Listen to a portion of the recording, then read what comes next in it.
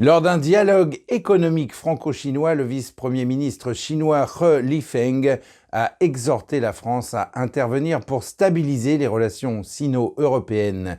De son côté, le ministre de l'économie Bruno Le Maire a envisagé une coopération renforcée avec la Chine d'ici fin 2024. À l'heure où les dirigeants européens débattent de la manière de réduire les risques, mais aussi de coopérer avec la deuxième économie mondiale.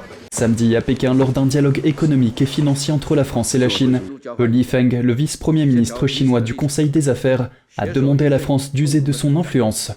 La Chine espère que la France, en tant que membre important de l'Union européenne, tirera pleinement parti de son influence et de son rôle de chef de file pour stabiliser le ton de la coopération amicale entre la Chine et l'Europe. Il a également déclaré au ministre de l'économie Bruno Le Maire que la Chine était disposée à approfondir la coopération avec la France dans des domaines tels que la finance ainsi que la science et l'innovation technologique, contrastant avec les discussions plus froides que Pékin a eues avec les fonctionnaires américains en visite dans le pays.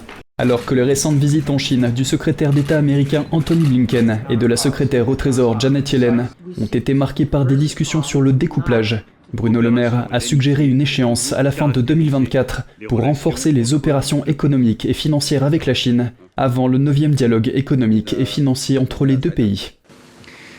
Cette décision de réindustrialisation pour accélérer la transition climatique est aussi une opportunité de coopération majeure entre la Chine et la France. Pour la première fois depuis plusieurs décennies, la Chine et les entreprises chinoises font des investissements majeurs sur le territoire français. J'en citerai deux, Envision dans le domaine des batteries, XTC dans le domaine des anodes et des cathodes. Ce n'est que le point de départ de coopération industrielle que nous souhaitons beaucoup plus ambitieuse. La Chine est le 3e partenaire commercial de la France, derrière l'Union européenne et les États-Unis. Mais les entreprises françaises craignent de plus en plus d'être prises sous le feu croisé de la rivalité croissante entre les deux superpuissances économiques mondiales. Lors d'une conférence de presse organisée à l'issue des discussions, le maire a déclaré que des progrès importants avaient été réalisés dans les relations franco-chinoises, dans les secteurs des cosmétiques, de l'aérospatiale, de l'alimentation et des boissons, et de la finance, et que la partie chinoise avait apprécié la décision de la France d'étendre les licences 5G de Huawei dans certaines villes.